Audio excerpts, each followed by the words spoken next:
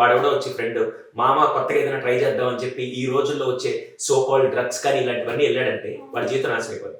నేనంటే డ్రగ్స్కి నేను వేరే ఎగ్జాంపుల్ ఇస్తాను. ఈరోజు క్లాస్లో కూడా చెప్తాను, డ్రగ్స్కి వేరే ఎగ్జాంపుల్ ఇస్తాను. మామూలుగా సినిమాలో చూపిస్తుంటారు. మనం మామూలుగా పిల్లలు ఈ మధ్య వెబ్ సిరీస్లో కానీ అసలు సినిమా దాకొద్దు, వాడు రీల్ చూస్తున్నప్పుడు కూడా ఇలా వేసుకొని ఇలా కొట్టి ఇలా ఏదో చేస్తూ ఉంటారు. అవునా? వాడు చూస్తే ఏమవుతుంది, మరి ఇదైతే బాగుంది ట్రై చేద్దాం అనిపిస్తుంది. అలాంటి ట్రై చేసేవాడికి నేను వేరే విధంగా మోటివేట్ చేస్తాను. కనీసం 100 మందిలో ఈ టెక్నిక్ ఎవడన్నా అప్లై చేస్తాడని నేను చెప్తాను. ఇలా వేసుకొని ఇలా కొట్టి ఇలా చేసేదాన్ని మామూలుగా మనం తెలుగులో మత్తు పదార్థాలు అంటాం. మత్తు అంటే నిన్ను బానిస చేస్తుంది. అవునా? హిందీలో ఏమంటారంటే నష అంటారు. నష అంటే కిక్కెక్కిందా, నషా చడగైక్యా అని. నేను క్లాస్కి వెళ్ళినప్పుడు పిల్లలు చెప్తాను, ఒరే ఇలా వేసుకొని ఇలా కొడతారు దాన్ని ఏమంటారు సార్, నువ్వు చెప్పరా పర్లేదు, డ్రగ్స్ అంటారు సార్.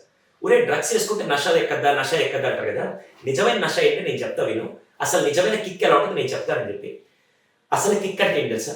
4 సంవత్సరాలు అన్ని పనులు పక్కన పెట్టి 140 కోట్ల మందితో పోరాడి 4 సంవత్సరాలు ఎన్నో డిస్ట్రాక్షన్ వచ్చినా ఎన్నో అవరోధాలు వచ్చినా ఆగి పోరాడి ఒక్కసారి బయటకు వచ్చి 56 దేశాలతో పోరాడడానికి ఒలింపిక్స్కి వెళ్ళి అంతమంది ప్లేయర్స్తో పోరాడి 1, 2, 3 పొజిషన్లోకి వచ్చాక ఒక స్టెప్ మీద నిలబడి జాతీయ జెండాని కప్పుకొని ఒక మెడల్ వేస్తే ఆ మెడల్ తీసుకొని పంటి కింద పెట్టి కొరుకుతున్నప్పుడు వచ్చే నష ముందు ఈ ఎడవ బానిస నష ఎందుకు?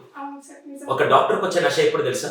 16 గంటలు చావుతో పోరాడుతున్న ఒక వ్యక్తిని కాపాడడానికి ఐసీయూలో తిండి తిప్పలు మానేసి ఆపరేషన్ చేస్తున్నప్పుడు బయట కుటుంబ సభ్యులంగా నిలబడి దేవుడా నా భర్తని కాపాడని చెప్పి కోరుకుంటూ ఉండి 16 గంటలు ఆపరేషన్ చేసి ఒక్కసారి బతికించి బయటకు వచ్చిన తర్వాత ఆ డాక్టర్ కాళ్ళ మీద పడి నా దేవుడిని కాపాడి నిజంగా మీరు దేవుడు అంటుంటే అప్పుడు డాక్టర్కి వచ్చే నష ముందు ఈ నషాలు నేను నేర్పకపోతే వాడు గంజాయిలో వచ్చే నష, డ్రగ్స్లో వచ్చే నషాలు పిచ్చోలు వెళ్ళిపోతూ ఉంటే ఇప్పుడు ఎవరు ఎడ్యుకేట్ చేయాలి?